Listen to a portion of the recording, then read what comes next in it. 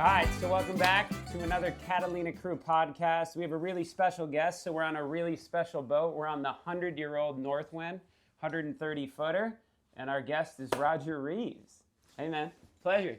Thanks for coming on, bud. Thank you for having me, He dressed Sean. up in his It's a real nautical pleasure. attire for us. All right. Really? So we're looking rocking and rolling. Really, look at here we are. I'm telling you what, I'm sitting right here in a chair that Winston Churchill sit in. He's Maybe the adding Queen something on and here. Jackie Onassis. Man, I'm telling you what, I'm in high cotton.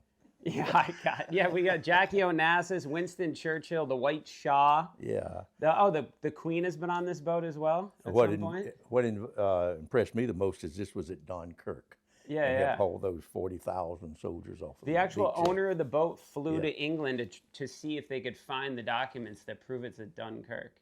Yeah. So it's pretty, they've gone through the whole provenance of That's this thing. wonderful. Exxon Valdez, it was one of the first saving people out there, so it's pretty cool.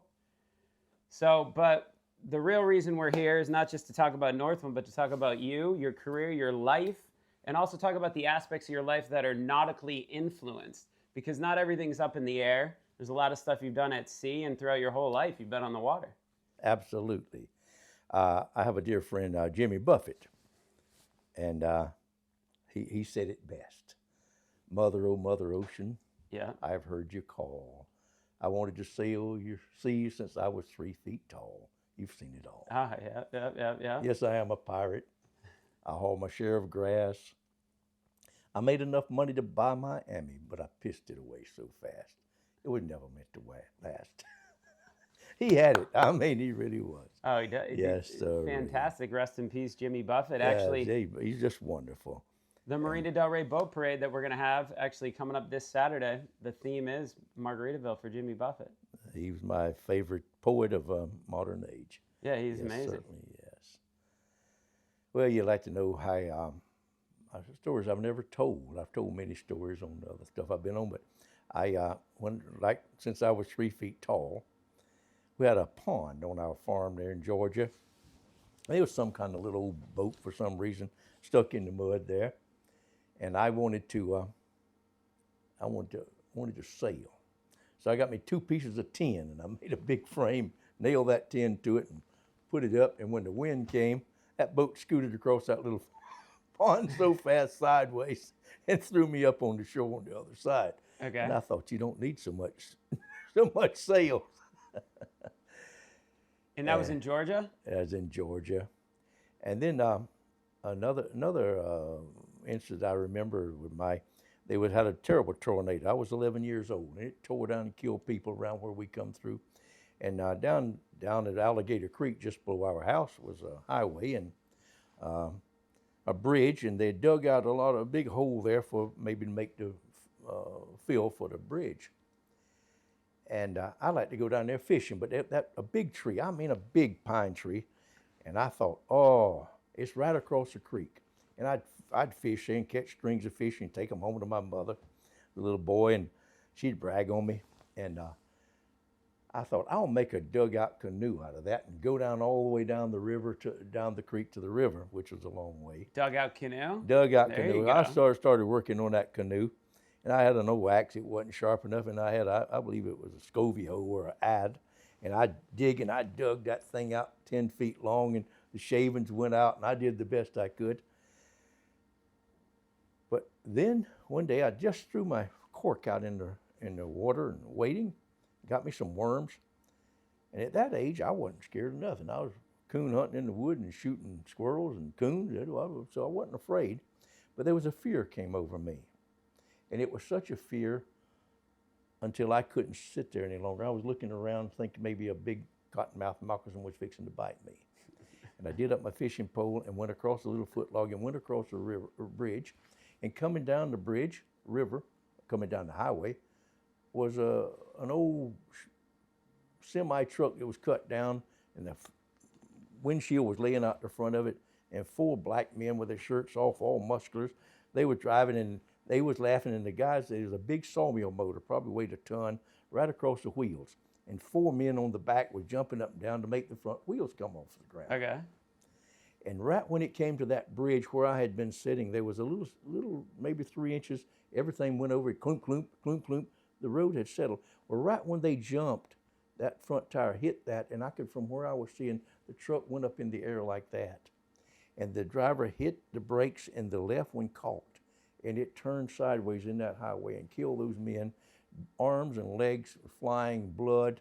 And over the banister, knocked part of the bridge down where I had been sitting was that motor from the, so I, in my book I write, an angel moved me. Unbelievable. Well, I didn't ever finish the canoe, and I probably never could have anyhow. But that was my leaving 11 years old. So then I guess I was about 14 or 15. And my friend Bobby Jack, he was mean as a rattlesnake. Okay. He had big muscles, and he was in my same class, about 4 years ahead of me, older than I am. Anyway, he got from Sears and Roebuck, and he ordered him a boat. And as all the pieces come together, and boy, he put them and sanded them and put them all together. And he had a boat, and he painted that thing up pretty. And we go over to the creek, put it behind a tractor and put out trot lines, or limb lines. And there was a colored boy with us named Paul Hudson. Okay. And his sister was an Olympic runner, and they lived in a shack on the way over there. Well, Paul got in with us one morning, and it turned icy cold. I mean, freezing. And we couldn't hardly stand it. And we'd catch these little old catfish. We had a string of them, and we was going back to the landing. And of course, Paul had never been in a boat before, and none of us had either. And Bobby Jack was in the back of the boat. And Paul, when it got close to the boat, Bobby Jack stood up, and Paul stood up, and he jumped for the bank. And when he jumped, the boat kicked out, and it threw Bobby Jack in that ice water. And he came up cussing and reached and got a gun. And he shot Paul. Shot him? Yeah, he shot him right in the butt, right through the hip. And he took off with his gun and taking down the road. He got a terrible temper. And I had to walk with Claude 2 miles, holding on to him to try to get to a car to get him to a hospital where he'd been shot with a .22 rifle. Jeez. Anyway, that was some of my earliest. That was your earliest expeditions on sailing. The water. That's like some Tom Sawyer, Huck Finn stuff right there. It was. I'm telling you, fell right in it. So I had the Oakmuggy River was about 5 miles away, and I had a boat and no motor. I didn't have any money, and I'd paddle and set out trot lines and catch fish. Somebody came along and loaned me a motor one time. I remember that. That's pretty nice. Sure What, like was. an outboard or something? Yeah, a little outboard, like 10 horse. And Roger, good gracious, you can't do that. So anyway, I was like laying around down there, and the rich men from the little town I was from, it wasn't much rich, but anyway, the sheriff and the lawyers and stuff, they come down and they would be have logs around. They had a fire and they cooking some fish, and they'd pass the moonshine around. Well, I was about 16, 17 years old. I didn't like moonshine a bit, but anyhow, you want to drink a moonshine, Roger? Yes, sir. So I'd hold my cup out, and I'd act like I drank it and pour it between my legs, and we'd come back around. Give me another shot of that. Damn, boy. Come on, let's run them lines. I had a trot line. You think you sober now? Yeah, I can run them. So we had a lot of fun growing up on the river there in southern part of Georgia.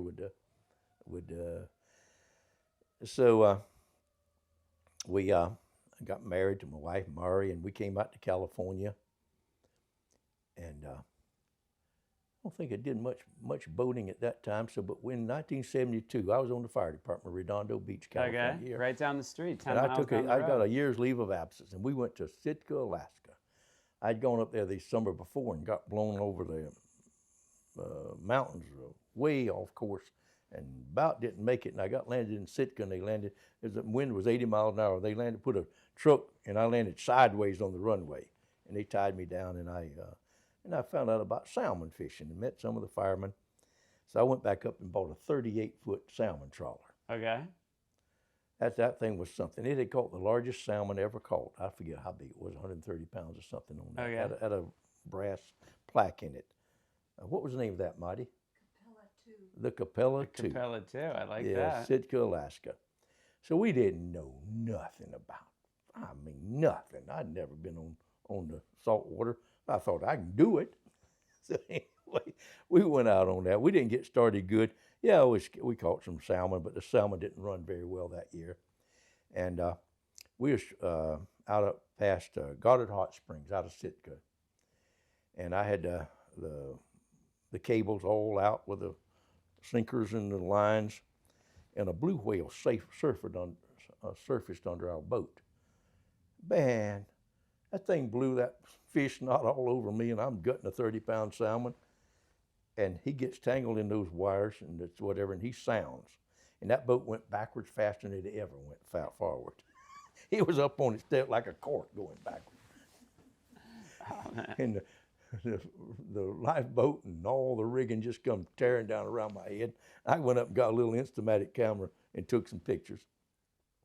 Well, when the whale got through with us, there was a line a half a mile long, one line dragging behind us, nothing. Those hydraulic burner girdings looked like they were on fire where that thing was going out. Anyway, it put us out of business. So, well, Marty, as we say, when life gives you lemons, you make some lemonade. So we took our little girl to town, left her with some folks, and we went looking for glass balls. For thousands of years, the Orientals have had glass blowers on their boats. And they didn't have corks, so they would tie them onto their nets, and of course in the storms, and they got loose, and there's thousands and millions of them, I guess, out there. And this ocean out here is 70 million square miles. And yeah. those glass balls circle endlessly out there. And sometimes, just every year, in the great storms that come into Alaska, they blow some of those balls up and they get caught in the trash on the beaches. So Mari and I we got another little dinghy, and we'd square thing, and we'd paddle ashore.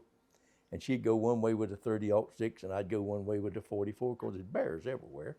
Uh-huh. I didn't think the bears really bother you, but I didn't want to take a chance. So I'm walking up about a half a mile, and there's a big granite boulder up at the end, and the beach ends, and a doe runs out. And a grizzly runs right out behind her and hits her behind the head and kills her, and right in the edge of the water. And I thought, why, I know that happens all the time, but it's kind of rare for a bear to kill a deer. So I shot my 44, and he looked at me, and I looked at him, and he went on in the woods. And I walked on up there leisurely to look at her, and I saw why he killed her. She was having a little fawn. His little whiskers and all was sticking out. And I thought, you rascal, you were just waiting on her to drop that baby, and then you was gonna eat her, or it.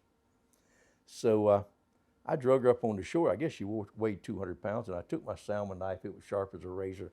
I slit her open and took that little fellow out, and took all the afterbirth off of him, and I dried him off and put him down my coat sleeve. He wasn't much bigger than a cat with long legs. And I took him back down to Mari, and she said, "What'd you shoot?" And I said, "Just a grizzly." Anyway, I said, "Put your hand down." I'm not about to put my hand down usually. And I showed her the little deer, and oh, he was beautiful with the little spots. So we got back on the boat, and we had canned milk, and we took it and tried to give it and put it on our finger, and it was nothing, just nothing. We had a box for the little fellow to be in. He just lay there. He was going to die. I think that's a shame. So we went back to Sitka, and we called the people on the radio and told them we was coming. And they were down at the dock when we came in with the Capella 2, and I stepped off with that little deer. And my daughter Maria was 5 years old, and she, "Oh, Daddy," and she grabbed the little deer like that, and he grabbed her ear and went to sucking. And okay, so we got a little doll bottle. It wasn't much bigger than your thumb, and would squirt water or whatever. So we put milk in it and put it behind her ear, and the foam just went to going down her little dress and her collar, and she's giggling, and the little deer's sucking. And we kept filling that bottle up until the little deer's belly swelled up. All right, we got it. So we stayed, I don't know, a month or two, just enjoying Southeast Alaska. And then I was going to go back on the fire department. I didn't make the fortune I thought. So Flag's done got this big now, and he's Deer's name was Flag? That's what you guys Flag, named him? yeah, after Nice. Roger Reeves, the yearling called Flag. And his little flag, his little tail. So I bought a big shopping bag with a zipper in front, and I walked on the Alaska Airlines with it out of Sitka to Seattle. And Mari had the bottles in her bag. And about halfway down to Seattle, Flag got to crying. "Ah, ah." You hear him all over the airplane. "Ah." He was begging for his bottles. So Mari asked a stewardess, and she said, "Would you warm these bottles, please?" And the stewardess looked around. She said, "Where's the baby?" And Mari said, "Sure, Roger." So I unzipped the bag, and old Flag's head popped out of there. "Oh, my God." So anyway, all the stewardess and the stewards and the co-pilot and the captain come. He said, "Sir, I've had all kind of stuff smuggled on my plane, but never a deer. Would you please wait in Seattle so my wife can see this?" So he did, and we took him on and back to Redondo Beach, and I put him in the backyard, and Flag grew. I mean, he grew quickly. And it wasn't long before he could jump way up, and he would just jump up and dig holes that deep in the ground with his sharp little hooves. And I thought he would maybe hurt our daughter just by mistake. So I gave him to some people up at Apple Valley. They had a horse ranch. I took him up there, and they built a big pen, maybe 1 acre with a chain link fence. And we went to see him a couple of times. He had huge antlers. I mean, they gave him the best horse feed probably in the country. And then one day they called and said, "Roger, I'm sorry, but some dogs scared Flag, and he jumped that 8-foot fence and he got away." And I thought, okay, Flag's back in the wild. That's all right. And then we saw on the front page at LA Times, "Strange deer never seen in this part of the world was found nuzzling tourists in the Angeles National Park." So there's Flag on the front page of the newspaper, and they took him and put him in a petting zoo for the rest of his life. That's so cool. So that's our salmon trawling up there. Well, you guys are the originators of emotional support animals. Bringing the deer on the plane before they're bringing the emotional support dogs, you would flag the deer on the plane. I guess it was a year or two. We went to New Orleans, and I started cleaning the Best Russian food in the country, New Orleans. I love New Orleans. grain ships, and we moved into Metairie, and I bought a big pump to pump up water to 20,000 pound pressure, and I got in those Russian grain ships, and I would blast them clean within 3 days. So you would clean it like the oil tankers inside the... Inside of them, 1,100 feet long, 100 feet deep, and I could put 2 men in a yoke, and we put chemical in the water so it wouldn't rust, and just like you was sandblasting the whole inside of it. And I mean, See, that's cool. got $1 million a piece to clean those ships, but I could get them down to about 4 feet of the floor, and all blasted down, all that scrud off of it. And I'd hire 500 people a day, and they'd go down the chain off of the ship, and they'd jump off of the river. We had to have 40 policemen. I work, and they's cussing like something crazy. We had to have guns and stuff to clean up. Friday night, it was a circus. Anyway, I hooked up with a fella and got an 80-foot shrimper. Okay. That he had been repossessed by the Bank of Mobile. And I paid that out, and me and 3 other guys took off around the world. I went to a Coast Guard class, and I learned to navigate with celestial navigation. And we took off and went to Bermuda, and then the Azores and Gibraltar, Ibiza, and then we went all the way to Egypt, Suez Canal, Red Sea, and we loaded up with 3.5 tons of hashish and off the coast of, oh my goodness, Pakistan. Okay. And then we came on around by Singapore and through the Straits and across the Pacific Ocean and landed in British Columbia and unloaded it. And I bought a float plane and flew it down to Lake Osset in western Washington. Okay. So that was my first trip. Well, it wasn't quite around the world, but almost. That's a lot of bodies. How long do you think that took? It took 77 days.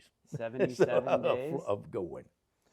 And, you know, I might, no, wait a minute. 77 days was another trip around the world, but I don't know how long that took, to tell you the truth.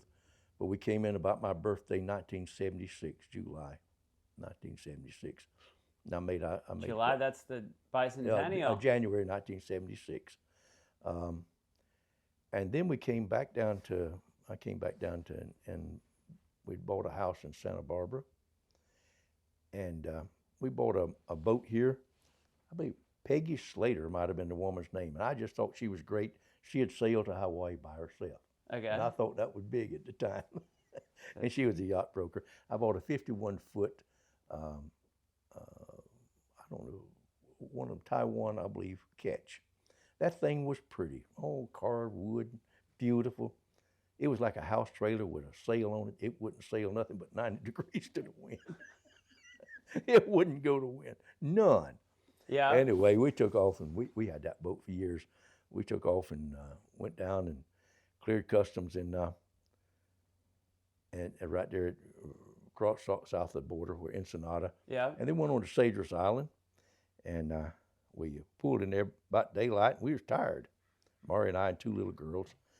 Mari was looking good, so we went to a little restaurant on a dirt street, and rickety table sitting there, and we having our little breakfast, and the fat owner of the place. And in comes these two guys, and one of them's got some shoes wrapped around under his arm. And he just gets right over Mari and having a good look. Well, have a good look. I like her too, you know. I said, Hell yeah. So he says, "May, Jefe de Immigration, papers." And I told him, I said, we cleared customs up in Ensenada, and I got the papers on the boat. I'll get you the papers when I've finished eating. How about stepping aside? Yeah. He stood right over Mari with his hands crossed like that. 20 minutos, 20 minutes. So I said, "Come out here with me. Let's talk about this." So and we walked outside, and I said something about his mother, and I hit him up under his listener, and he went to his knees and peed all over his pants. He was the chief of immigration of Cedros Island. So we went back to the boat and fooling around there, and some little boy come out and said, "The port captain wants you." So we went ashore, and there was Marines with their guns. They locked me up in a cell outside, in a jail outside of town. And there was some children with impetigo, and Mari really talked ugly to me. Oh boy, why didn't you just apologize? Why didn't you give him the paper? I reckon I should have. Now that I'm older, I would have. Yeah.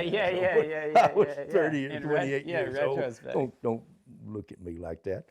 So they put me in the jail, and the children kept passing rocks through the bars. And I kept giving them candy and Cocos that Mari had given me, and I could pull the top of the door out and put a little thing in, and I just blooded my hand and other rocks hitting it until I could pull it down. And I got to the front door of that jail, and I kicked it off of the hinges. And I went through town with a stick looking for that guy, but he wasn't there. And somebody said, "Listen, your wife has gone to another island to get a lawyer, so you better get out of here." So I got the children, got on the boat, and we started off, and it was a choppy night, beautiful, sails up, beautiful, and the moon there wasn't no moon at that time. So anyway, I'm sitting on the steps, drinking Grand Marnier with shaved ice, and I look behind me, and there's a golden canoe coming through the water following us. Absolutely as crystal clear as anything you've ever seen. Just a Chinese golden canoe, brilliantly lit, coming. So my little daughter, I guess she was 11, 12 years old, I don't know, something like that. And I went down below. I said, "Maria, come up here. I want you to see this. There's a golden canoe following us." And we came up, and it was like a new moon rising. And at the bow of it, and below the water and refraction of it, it looked just like a golden canoe in the water. Oh man, there you go. So when I get carried away with things, she said, "Dad, that's just your golden canoe." There you go, full circle. So we went on into the next port south. I forget what the name of it was, where the old abalone factory is. So you guys were just going port to port in this boat with No, the family? we just getting started. We didn't know nothing. I mean, we pointing it south. Yeah. So we pull in Bahia de Tortuga, I think, yes. And I pulled in there, and of course they were waiting on me. So six or seven Marines came out and arrested me, and they put me in the jail there in Bahia de Tortuga. And the policemen were so happy that I had hit that guy.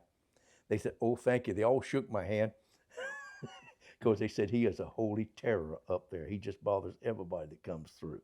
Oh man. Said his dad is a big politician, and that's in Mexico City, and that's the last post they put him out, as far as they can get him from town. Anyway, they treated me real good, and they put me in the cell. Of course, I could come out. I went to dinner with them.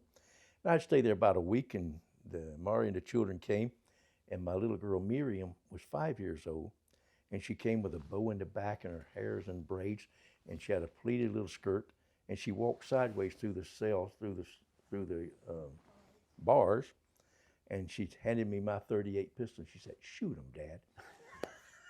There you go. And I told him, honey, these are my friends. They don't need to be shot. You get that pistol out of here and slip it to your mama.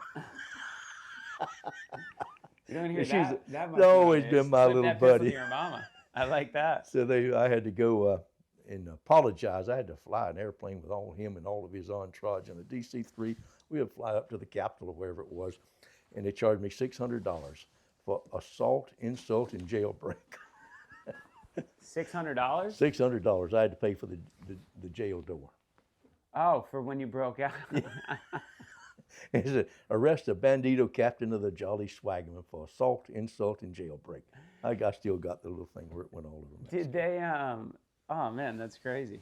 Did Just they about. convert it to pesos or what? We had money. It didn't matter. Let's see. So we went on with that boat. We kept it for years, and we lived in Santa Barbara, and we kept it in Cabo for one whole year when there was not even a road there. It was just a dirt road. Back in the day when it was. And they had the Alfonsos, and the top had burned out. It was the only thing to eat on the beach, and a discotheque. It was paradise. I don't even want to go see it now. It was just yes. And so I would haul in pot, and I would land at the Palmyra, I guess what it was, that hotel, and I'd leave 4 or 5 o'clock in the morning. I must have woke them all up with a Twin Beach or DC-3 when I took off out of there and head south. Yeah, so we went on through the Panama. We hooked to the largest tug ever in the world. Our boat was hooked to it, and went through the Panama Canal and went on to the Caribbean, and we spent several years in the Caribbean with that boat. Let's see, what did we do next? Yeah, see, that's so interesting. You know what I mean? Yeah. Like the life in the air, life on land, but the life at sea as well. And it's like extensive. It's not just, here and there hitting the ports. You guys are living on a boat. We lived on it. I'd load a pot every once in a while and kind of put our money back up. Yeah, kind of pay the bills a little bit. Right. But no, I was giving it to somebody to invest. I was making a lot of money. Yeah, I got you. And those guys was investing it just like in their pocket. Never once would the dollar come back. I had to take a long time to figure out that they were all crooks. Oh, you mean they were all just skimming off the top? Oh, no, on the top, they took it all. Oh. I like that poem. I'm tired of planning and scheming in the crowded hives of men, heart weary of building and spoiling and building again. I just long for that dear old river where I dream my youth away, for a dreamer lives forever and a toiler dies in a day. Yeah. I'm tired of the showy seeming of a life that's half a lie, the faces lined with scheming and the thongs that hurries by. Isn't that beautiful? Yes. That was good. So, I enjoyed that. So let's see what Jolly Swagman. Yeah, so then you guys are down in the Caribbean, living down there as a family. Yes, and we'd went around the world in the shrimp boat, and I don't know what was the next boat. The next boat I think we bought was a 108-foot crabber. That thing was run upside down. It was out of the Alaska, the king crabbers, when you get all iced up. Okay, that thing would yeah. run. Oh, it would run. It run like 20 knots. That thing would get on down the road. I took it, went around the world with it, and the Thai Navy loaded me off 200 miles off the coast of Thailand. Thai Navy loaded you off? Loaded Thai Navy, and that Navy warship came out and loaded me with 20 tons of and vacuum clean bags. Okay. And I brought that into British Columbia, and the guys up there stole it from us. So Who stole it? The unloaders. Part of my crew got I thought locked Canadians up. are supposed to be friendly. Pardon? I thought Canadians are supposed to be Well, friendly. they were real friendly. He stole about $100 million worth of pot. So that was the end of that one. He took it, sent it down to Peru to be sold, and that woman sold it. We never got our money back. So that was the actual deal. And then somewhere in between there, we was in, I was always looking for a boat. We was on the lam in Europe. I'd gotten out of, did 2 years in prison for marijuana. And I got out, and my friend Barry Seal I'd been hauling cocaine, and he told on the Medellin cartel and Pablo Escobar, and they came, and I had to testify with him or go to prison for the rest of my life. Whew. So I got quite a story, but we're going to talk about boats now instead of Barry. Hey, you can talk about whatever you want. Okay, if it all but segues in. Anyway, I got out of prison, and I'd been a pilot for Pablo Escobar and the Medellin cartel, and I'd hired Barry Seal to fly for me when I decided I'd had enough money, and so he had turned state's evidence while I was in prison. So when I got out, I'd heard something wasn't right with him. Barry was a wonderful guy. He was the youngest ever TWA captain. Okay. And he was a gentleman. Loved his wife, his mother, his family, little children, and I loved Barry. And he was paying Bill Clinton $50,000 every time his wheels landed in Mena, Arkansas. And Bill Clinton was the head man of that place in Arkansas. And when he was the governor? No, he wasn't governor then, but then he was governor. But so, I mean, it was before and after and during all that time. Okay. So, and the CIA was, Barry had done some work for him, I'm sure. He wasn't an agent, but he had done some work for him, and he knew him, and they was unloading the plane. So he thought he couldn't get caught. And I had the deal with the Colombians and also the Nicaraguans. We could land at the Nicaraguan military base and refuel, and Barry just thought that was great. So I quit flying, and I hired him and another fellow. He lives in Palos Verdes. I won't even name him. Okay. He's old and wonderful. I had a yesterday with him. So Jerry Wills, he might not care a bit in the world. So he's welcome to come to the Christmas parade if you'd like. exactly, he don't care. He did a podcast with the BBC not recently. So I was watching. I just got out of prison. I was watching the news and had a little television in the kitchen. There's Ronald Reagan, blue eyes. We have absolute proof that the communist Sandinista government is in the cocaine running business. Oh, and there was my airplane bellied in on a military base in Nicaragua. Barry had bellied it in, and so that he could take pictures and do all this stuff. So he called and said, "I'm coming out tonight." And he came out with a whole load of DEA agents, and I met them in a bar, and they says, "All right, you can come tomorrow and testify before a grand jury, or if not, the only place you're ever going to see your family again is in a federal penitentiary visiting rooms." So I said, "Well, I'll come first class." So I took Mari and the children, we fled to Brazil on a boat, a sailboat. And we got down there, and we had chartered it and got off the boat. We stayed in Brazil a year, and then we went to Europe, and I was walking the dock looking for another boat, and I was in Antibes Harbor in France, and there was a beautiful catch. And so the lady was working on it, and I said, is this would be for sale? And she said, yes. And so she took me to the shipyard, and I met Mr.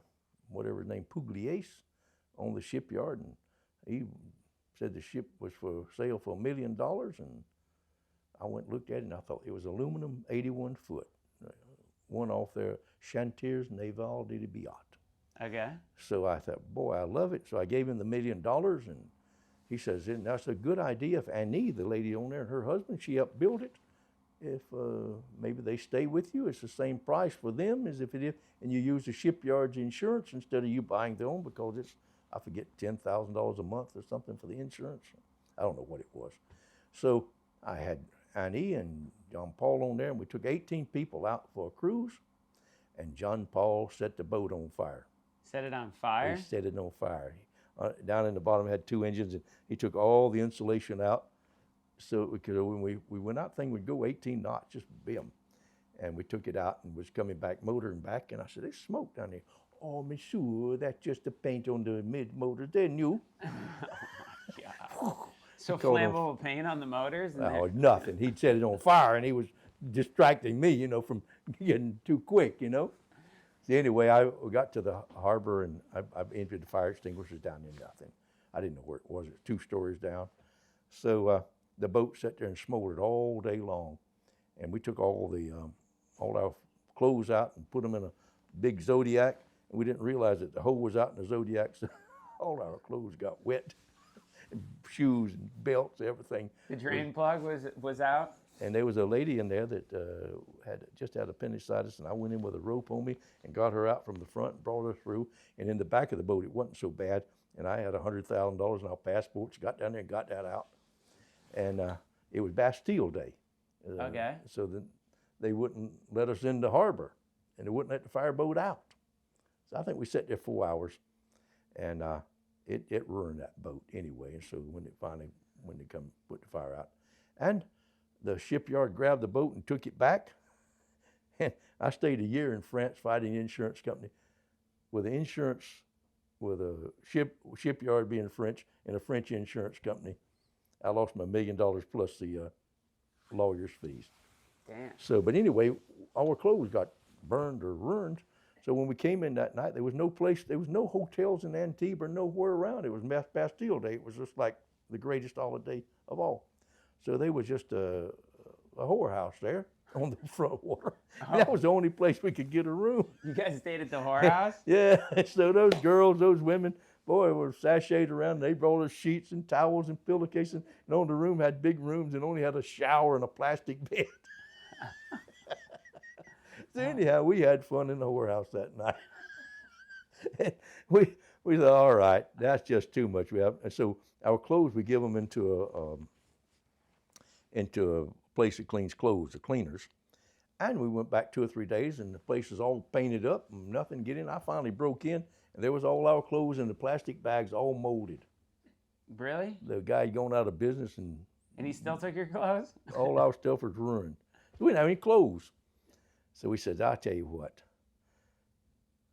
give us lemons, let's make some more lemonade. So we got on a plane and went to Kenya for a month safari. So we got there in, I don't know what the capital of Kenya is, Nairobi, and we went and bought all safari clothes, our little boys and girls and everybody, cameras, and we went on one heck of a safari for 30 days. We got tired of watching the lions eat wildebeest.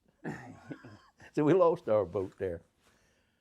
I wanted to do a load out of somewhere, and I bought a 45-foot sailboat, and it didn't have a name on it, so I named it No Name. No, the horse with no name? Yes. Anyway, it didn't work out, so finally I parked it in the harbor there in Fort Lauderdale somewhere, and I went and bought I got an offer to take a ton of cocaine. They're going to pay me $20 million to take a ton of cocaine to Australia. Okay. So I went down to Louisiana and I bought I guess 110-foot, one of the boats that goes out, and a tender for the oil wells, one of those supply vessels. Something that Exxon or Shell Shell would have? It was Exxon, yes. And that thing was pristine. I mean, you could eat off the engine room floor. It was just unbelievably clean and shiny. That's how we like to keep our boats? Absolutely. That's the way it was something. And what it is when they get 40 years old, the insurance goes out on those boats and you can't do it. They sell them for scrap. So I bought a $9 million boat for $300,000. And I took off around the world with it. I didn't have no idea. I was up, I thought, all right, when I backed it out and when I bought it, the owner fled. I should have known something. I didn't know how to operate the thing. I believe it was 120 foot. And yeah, so, similar to what this is. So I got up and had a place where the driver can see in oil wells and do everything in a glassed-in dome on top. Okay. So I cranked it up and I got up there and I put it in gear and I'd taken it loose and it wouldn't go. When you say you've taken it loose, you untied the boat? Well, I mean, untied the boat because I'm by myself. Yeah. And I untied it. Now the tide, the currents is bringing that thing, and it's big. And I jump on that thing and wooden, and it won't go. And now, what in the world? What it was a little switch there. You have to push it, and it changes the controls from the front of the boat to this spot. Okay. I didn't know that. Yeah, your helm controls are in different areas. So I didn't know you had to push it to make it. So I jumped off of that deck. It must have been 10 foot high down on that deck to put a rope back around it right before it run in $1 million yacht. So I had some learning to do. So Murray came and we got on it. We went up and down and I had to get some fuel. And to get into a fuel dock, and those boats was running everywhere. It was like an ant bed or a beehive. Those boats was going every which way. So finally I went back up the river and got in one and got fueled up. And Murray was on there with me. And so we went out into the stream where water was found, and there was another barge, And I had Maury put the rope, it was big around his arm or leg there, over a stanchion. We got tied up and went to get some sleep. And here come the police. Oh, we tied up, this and the other. And it wasn't. But so I took that boat and I went down and went to off the west coast of Africa.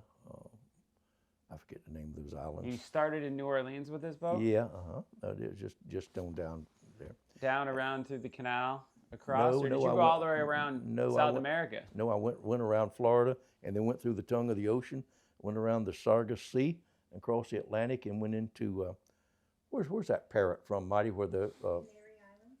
no, south of there, 1,000 miles. What are they? Verde.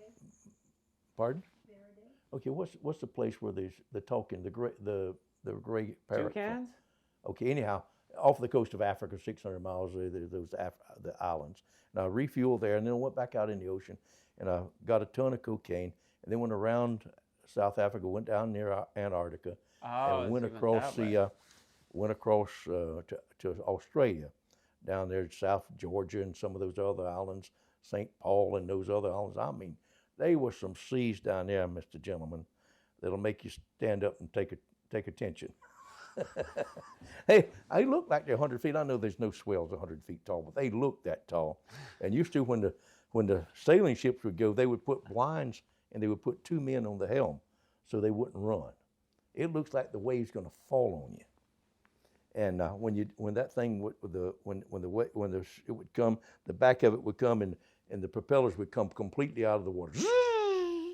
And that would be doing 25 knots surfing down that wave. And then the nose would stick under it and it would just stop for a long time. And then it would come up and all that green water would come over and flow back over the boat. And I had barrels of oil, and I think we had 2 barrels of hydraulic fluid, and one engine was taking about 5 gallons a day, so we needed hydraulic fluid. Yeah, for sure. And it got loose on deck. And I had 2 guys, and I had a friend of mine, and I had a Colombian guy on there that was just absolutely a piece of shit. Unbelievable, horrible human being. I had a survival net thing bag, and I had 48 batteries in it, and all these little things to do for survival. Yeah. And he had a little, like a Walkman or something? Walkman or something. He used every one of those batteries and put them back in there so I didn't know it. When I got there to call back the ship, anyway, stuff like that. Nothing worse than the crew that don't listen to the captain. 600 gallons of water, and he'd wash his clothes. I had to go down there and break all the pipes and bend them so he couldn't use it. He's washing his clothes. You guys are out at sea, deep, I didn't deep, care. and you only got 600 gallons of fresh water. That's right. I'm sure there was no water maker on that boat, or no, was there? absolutely. I think I put 100 gallons in gallon jugs down in a room. Yeah. So This guy's just but bathing still, himself in. I hate to leave it. Well, what a terrible fellow that was. You can't imagine what people you can get on a boat. I've had several. You see people's true colors when you get them out on the water. Oh, you know what I mean? Just unbelievable. So, so you guys came. So you started Madagascar. Were you over near that area? No, we came in. I came under South Africa. South Africa, and I went on down to between 40 and 50 degrees in the roaring 50s. Okay. And I was getting like 100 miles an hour, 100 miles a day, tailwind or current. Okay. So that thing would do that thing was like a bulldozer. It would do 8 knots, or maybe 9, and burning like, I think when I refueled, I had to put $100,000 worth over in Africa. So I could have bought a longliner and done it for $10,000. It was just like, I didn't know. So I had something that would go. So I came up and under Australia and came in at Shark's Bay, about the midway up the west coast of Australia. Okay. And we came in at night, coming slowly, and I took the winch and put the 2 boats, the 2 Zodiacs, I think it was 20 foot each, with motors on them, and I got the Colombian there, and you're going to drive this one. I asked him, could you drive? Yes, I can. So he jumped in the boat with me and grabbed me by the arm. Now, get in the other boat, Carlos. No matter how, I can't drive. What do you mean? I can't No, try. no puedo, no puedo. I can't, scared to death. So I had to spend all that time making a harness behind the one and the other one and drag it with a little 20 horsepower. And then we came in, there was some kind of a surge in the bay where I didn't know where it was going. And we went over it and came over and went in there. Anyway, I finally got ashore. It was dark and raining. Is there any other way to go ashore? Pardon? And Oh, I didn't know where any we was other way going. to go ashore I when knew it's dark and I'd raining? smelled a rat from the unloader. And I found out that he just got he had a guy with him that just got out of a big 5-ton deal in California. So I don't want none of him. Okay. So I'll go unload it and bury it. So that was my plan. So I got in there and we got ashore and I started unloading the boat and I had sandals on, some real thick sandals. One of them tore off and rocks were sharp. It tore all the meat off the bottom of my foot, bleeding. And this guy, as soon as we got it ashore, the tide's coming in fast. And he runs way up on the hill. The guy on the boat was named Joel. Go get Joel, go get Joel. And he sits there all night long with a flashlight. Go get Joel. Okay. So I get the stuff up and take it up higher and put it in a slot in the rocks. And then I go and one Zodiac is busted and the other one has gotten away. And it was about 100 yards out there. And I took off swimming. It didn't bother me a bit. But now remember, I'm in Shark's Bay. Yeah. There's been thousands, just reading to call it that. And I got a bloody foot dangling in the water. And I'm a little bit nervous. Yeah, for sure, man. And a big fin cups around me about a foot out of the water, like lightning. I pull that foot up under me and I don't do nothing. I mean, I'm sitting there dog paddling like, God, don't let it be now. I thought I was fixing to get cut in two with a big shark. I really did. And then it cut around me again, zoom, closer that time. It had a good look at me. And then the next time it come around, it blew. Of course, it was a dolphin. It scared me the living daylights out of me. I took off. I couldn't catch that boat before. I was almost walking on the water. I got to that Zodiac. I almost jumped all the way across it. And I went out there about 5 miles and I cut a big hole with a saw in the side of the boat and turned all the pumps to sink it. And I put Scuttled it? Scuttled it? Yeah, Scuttled it. It took about 20 miles out before it scuttled. And then I went back ashore with Joel and we went ashore and I got knocked in the head and slammed down real hard. They looked like little trees and they just rose up. They was the military of Australia, Okay. TRG, knocked me in the head and give me a life sentence. Put me in there. So I spent 18 years in Australia and in prison there. And while I was in there, I got 14 years and a 25 years to do 14, and the Crown appealed my sentence. And they raised me to life to a minimum of 18 years. And since I'd escaped so many times, I'd escaped from 5 prisons already. They handcuffed me like this everywhere I go, and all my paperwork says use maximum restraints. Use maximum restraints on every page, and with a pair of handcuffs. So they put me in a place like the Silence of the Lambs, one-way mirrors looking at me. And I thought, when they raised me to life, I thought it knocked the knees out from under me. I pretty brave most of the time, but that was life? What are you talking about? Man, I just drove a boat. I ain't done nothing. Yeah. So there was a computer in there. It was in the year 2000, and I thought, I should tell my children and great-grandchildren some of these stories that I did. They don't know about this, never heard about it. So I got a guard to show me how to turn on the computer. I didn't know nothing about it. It didn't have a program, only had paintbrush, what comes with the paint. And so I can type. So I sit down at that computer and I typed 1,300,000 words in one line with no corrections, nothing. Just maybe I put a period or something, but I just typed. I typed for 3 months and I'm like Forrest Gump. I got to the other shore, I was through, and I quit. And so that's the book that I wrote.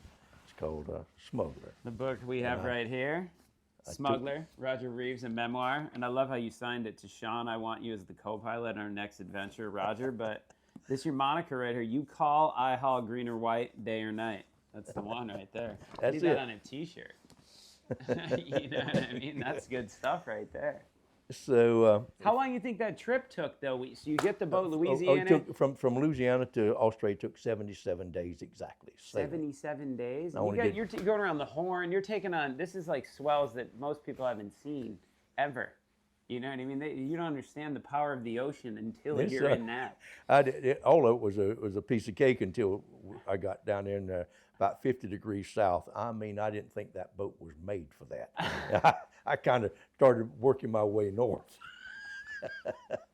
That was something, but it was I mean, it was beautiful. I got down there where when I turned north, there was some icebergs, and it was a beautiful morning. I mean, it was like a rosy morning, and there was whales all over the ocean. It was flat, Okay.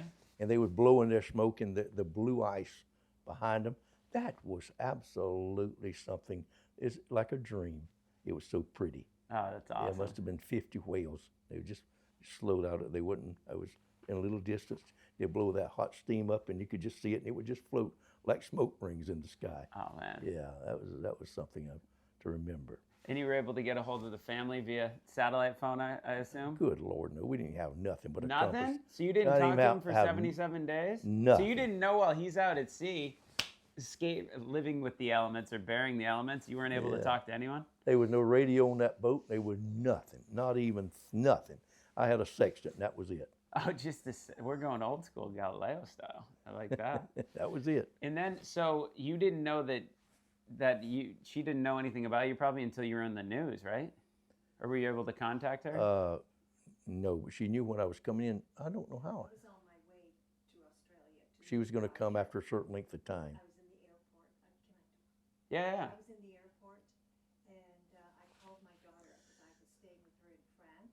Okay. And I was going to depart from France, and I called to let her know that my flight was delayed, that I was going to be on a different flight. And she goes, "Oh, Mama, I have some very sad news. Daddy was arrested." Oh man. Yes. So then they gave me life down there. And so 4 years, about 5 or 6 years ago, I wrote a letter to Jimmy Carter. I had a farm next door to his Yeah, farm. you grew up next to Jimmy And Carter. so he wrote a nice little letter on United States presidential stationery, and he said, just to the Attorney General of Australia, if appropriate, I would appreciate you considering my friend and neighbor Roger Reeves for parole. That's I awesome. said, wow, wonderful, nice that man is. Yeah. We get some Jimmy Carters and we get some Bill Clintons. We get some Jimmy Carters. We- We get some well, Clintons. I know. I've had something to do with all of them. One of them's a saint and the other one's a sinner, you know. Hey, that's how the world is, right? Yeah. What in that letter is what got you out of prison in Australia, It correct? helped. It certainly helped, yes. And then they brought me back here to Los Angeles, and I've been in a, of course, maximum security prison, but I've been in a section for people that behave themselves as self-care. Okay. And 6 men in an apartment, you have your own room and the kitchen, and they give you a $360 voucher for food. And I cooked every night almost for 17 years down there. Younger fellas, they couldn't go make it. They'd buy prefab food. Yeah. So anyway, I came home and I was on that plane, laughing, talking with the marshals from Australia. I got off that plane and I was slammed into the wall. I mean, slammed into the wall with 5 or 6 little Mexican border, whatever they call those people. Kicked my legs out. One woman did. She kicked them so hard. I mean, she kicked me in the shins. Spread your legs. And I looked at her and she said, eyes forward, eyes forward. And I said, woman, if I had a bulldog as ugly as you, I'd shave his ass and teach him to walk backwards. That's the difference in Australian prison in the United States. It was a difference of day and night. They're Okay. diabolical sons of bitches here. Okay. They need that swamp cleaned. There's something awful wrong with the American penal system Okay. compared to other countries. Yeah. I put that in for sure. Just no comparison.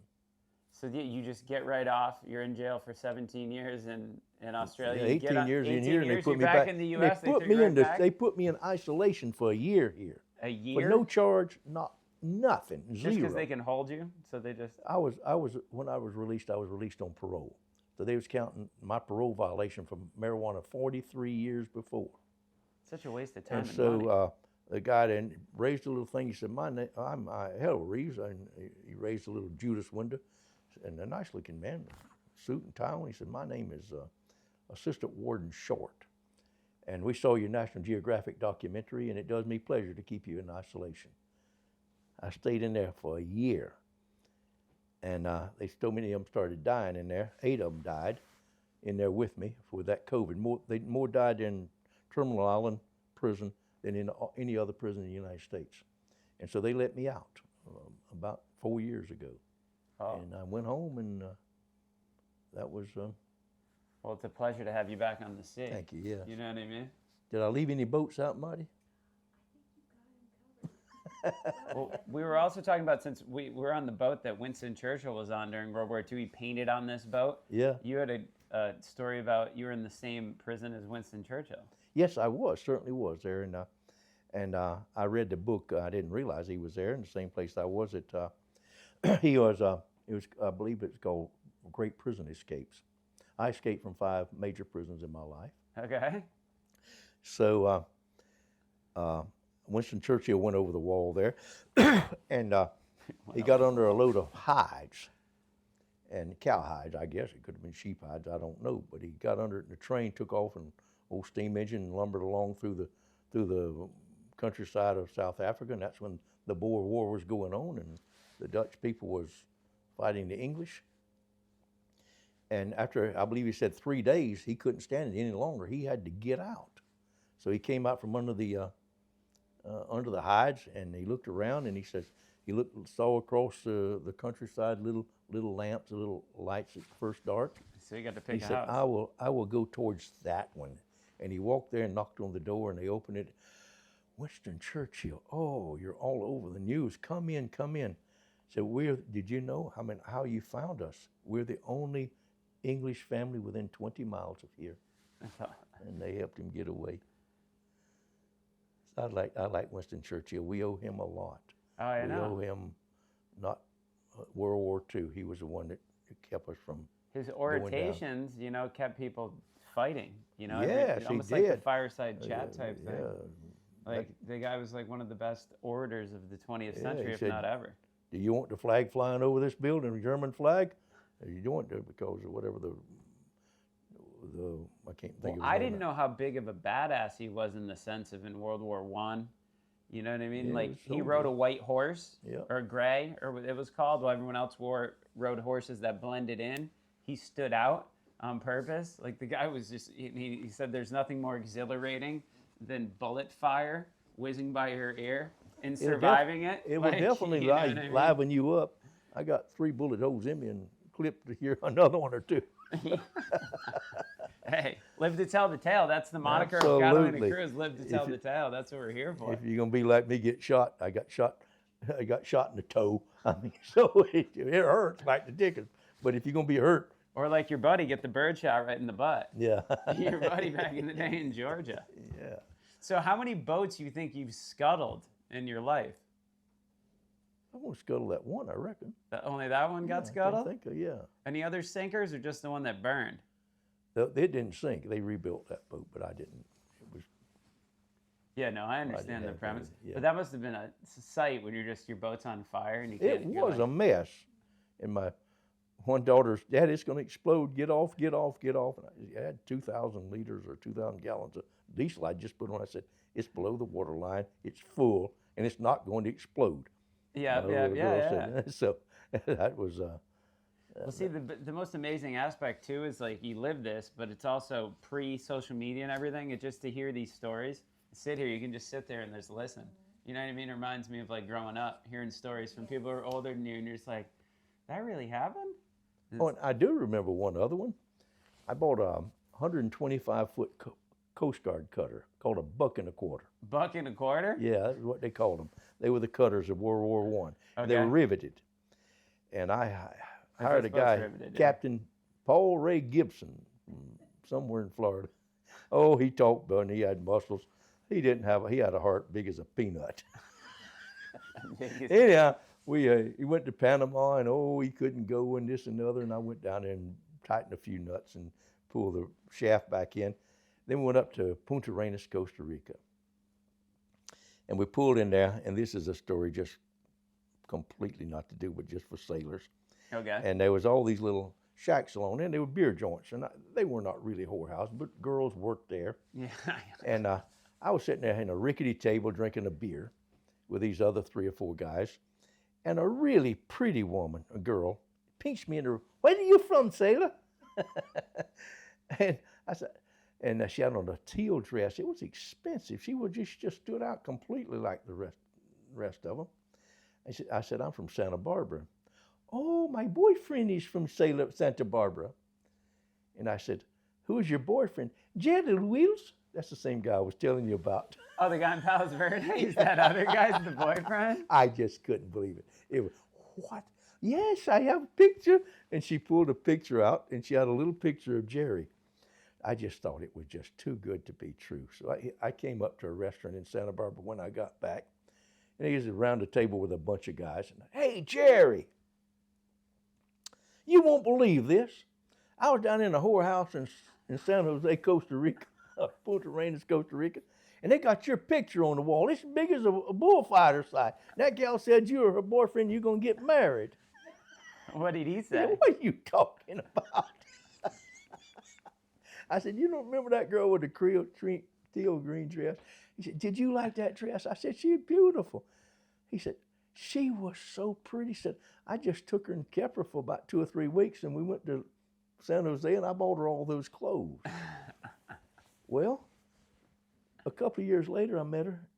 She had married an airline pilot, and they bought 100 acres just north of Santa Barbara, and she lives on the beach up there. So she's in Santa Barbara.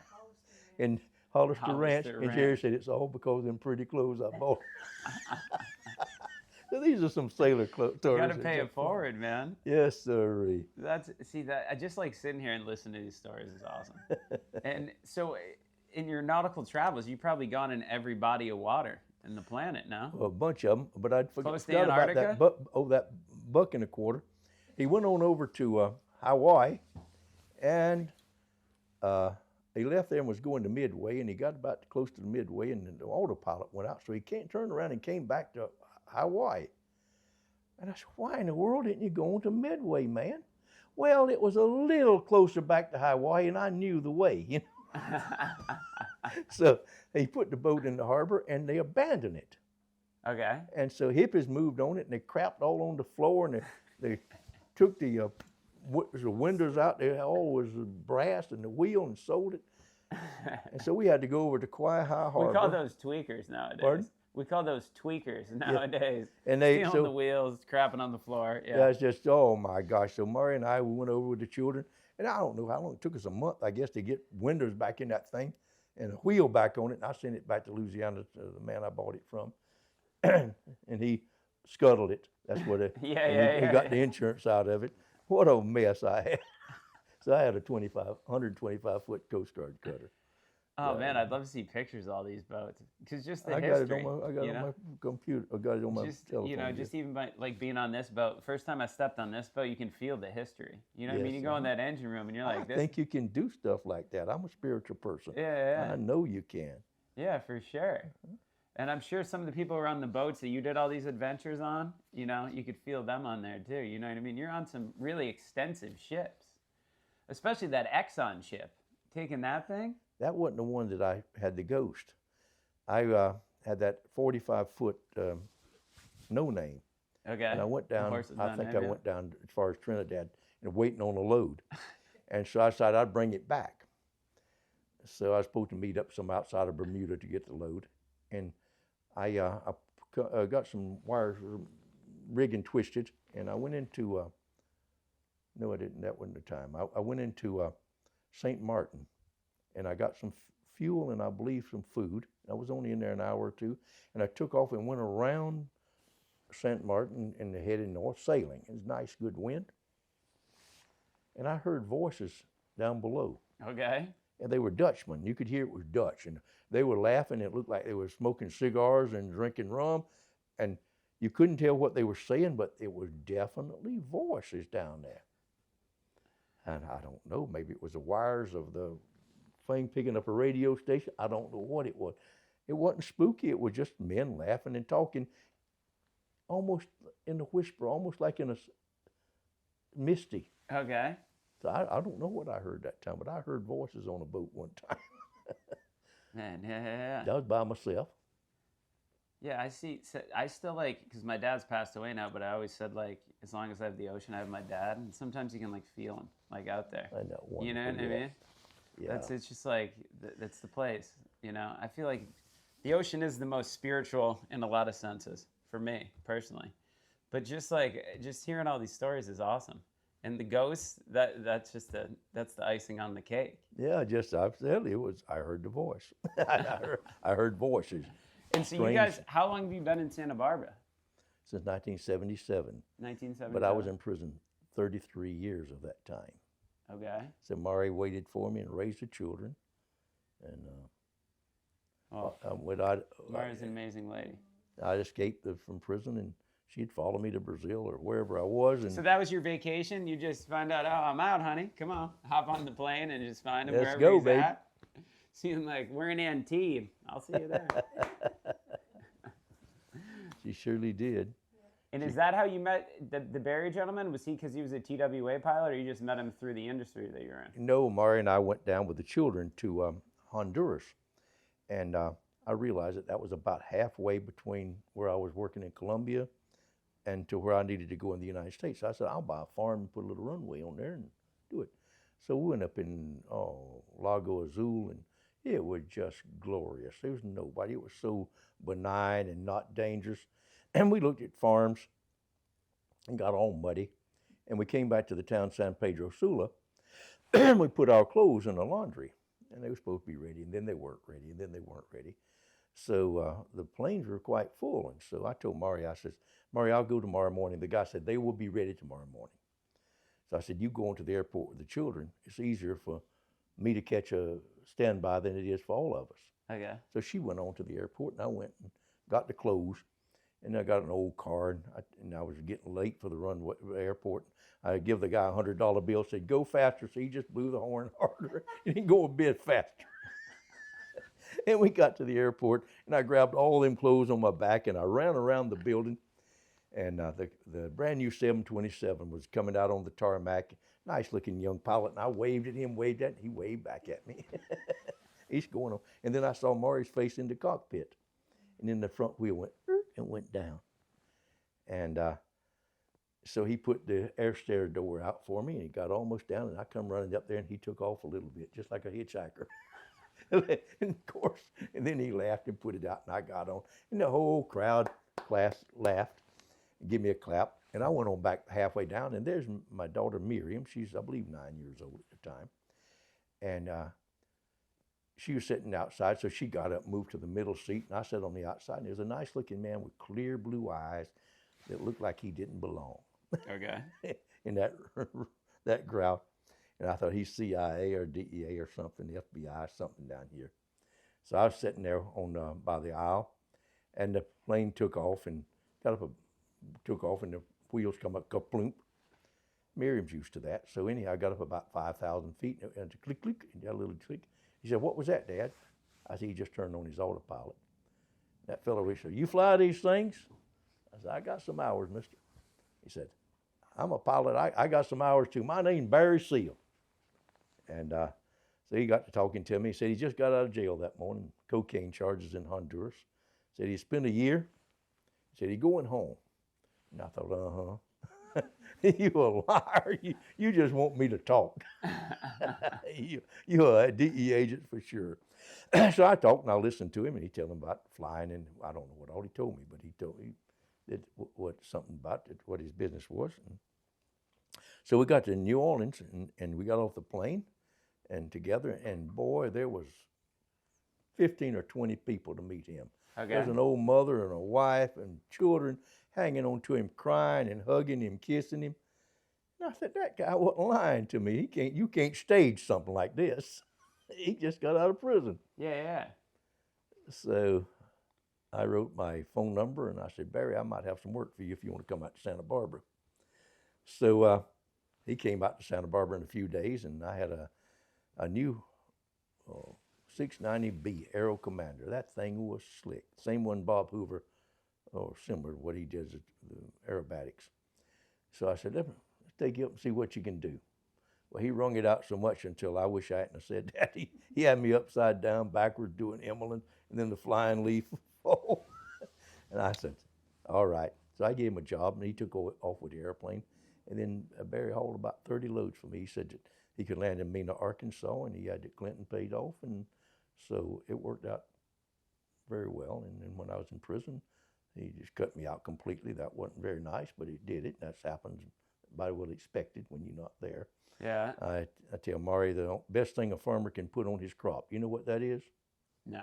His shadow.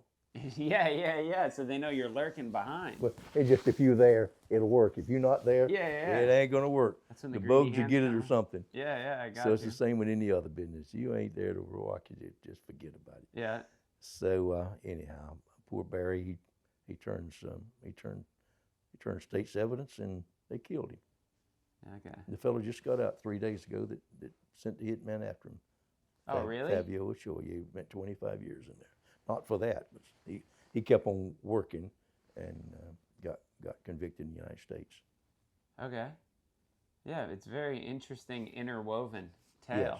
You know what I mean? And on everything else you've been on, because I've watched a lot of extensive stuff you've been on, and shout out to AJ Barton. He's the reason that we came together. He's one of my good friends. He also works with you. Absolutely. He's the reason why he blasts this book all over the place. He Because does. it's really good. He's my best cheerleader. Yeah, he is. I find with AJ, if he believes in something, you know what I mean, he'll go to the ends of the earth to get it out there. You know, he does that with Catalina Crew too, and I appreciate him for doing that. So, well, I just appreciate. Would you let me read the poem my daughter wrote me while I was in prison? Yeah. It's a little long, but she's 17 years old, and I after all my escape from wherever it was and stuff, I got arrested in the United States. I had to do 11 years for parole violation here, for what I did 2 years in prison for. The old judge gave me 25 years special parole. And here it is, Daddy's poem. A year ago, I became a poet when I wrote your birthday prose, and here I am today, ready to give it another go. First, I would like to wish you a very happy birthday to be, and to thank you very much, for without you, I would not be me. Secondly, I want to say that your support has been immense. It's been true, honest, loving, and free of all pretense. Thirdly, it goes without saying that your love has surpassed all my wrongs, and you always made me smile with one of your old country songs. Oh, man. I can remember on Cuervo, Daddy, with you holding me in your arms as you sang Jim Reeves songs and talked about the farm. I can see you walking through the door from one of your travels far and wide, and the thought of you coming home, Daddy, kept a twinkle in our eyes. I can smell you as I did when I used to climb into your bed, and you would talk to me again about one of the adventures that you led. I can see me and Maria asleep in one of your airplanes extraordinaire, and remember wondering to myself why there wasn't an available chair. I remember having to meet you and worrying that you wouldn't be there, but you would pop from behind some counter and give us all a happy scare. You gave us presents in Key Biscayne and hotel pleasures galore, and 3 dozen roses as we walked through the airport door. When I saw your face in Amsterdam at the luggage carousel, you looked like a boy with a secret that you were just dying to tell. You taught me mathematics in the sands of faraway places, and you taught me how to sail, and we sometimes left without any traces. We climbed glaciers in Argentina and saw the blue of the beautiful caves and witnessed the majestic beauty of such jagged crystalline mazes. I learned how to change gears on the dirt roads of Brazil. We ate hot dogs in Paraguay, a memory we smile over still. We talked about lions, elephants, and bears on a hacienda in Uruguay, but decided it was better to Europe if we did fly. Oh, the old world and all its luxury. What a good time it was. From South America to the Krasnopolsky, I think we fell in love. The European jaunt, well, is to be considered a book all in itself. It's a story about beauty, knowledge, suspense, and worldly wealth. We went from Holland to Sweden, and we went from France to Spain, and I promise you that I have no regrets. I would definitely do it all again. I would see the world with you anytime, sir. Let's see, there's no doubt in my mind, because being by your side, Daddy, always ensures a wild good time. So our paths took a little turn, and we're back in the U.S. of A., but life here isn't so bad, and I'm plumb content to stay. I'm happy to be near you, although we're not as close as before, but because of your love and encouragement, I've been able to open new doors. I'm grateful to be in school, and I'm genuinely happy where I am. And I even like when you call and tell me to study for your next exam. What a life you've given me, Daddy. It's a tremendous and a magical gift. We already have so many stories to tell. There are far too many to list.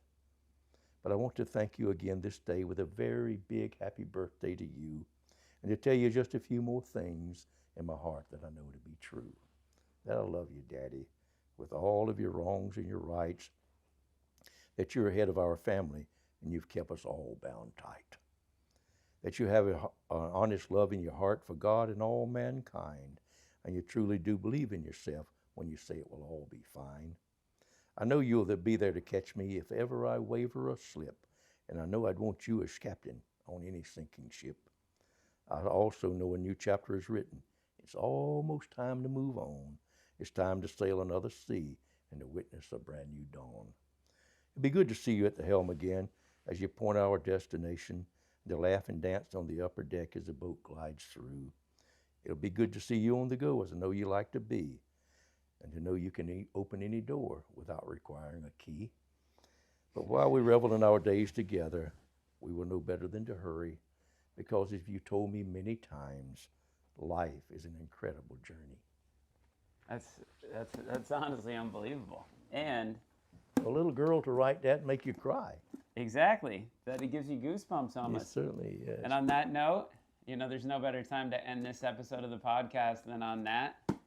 Hey man, Roger Reeves.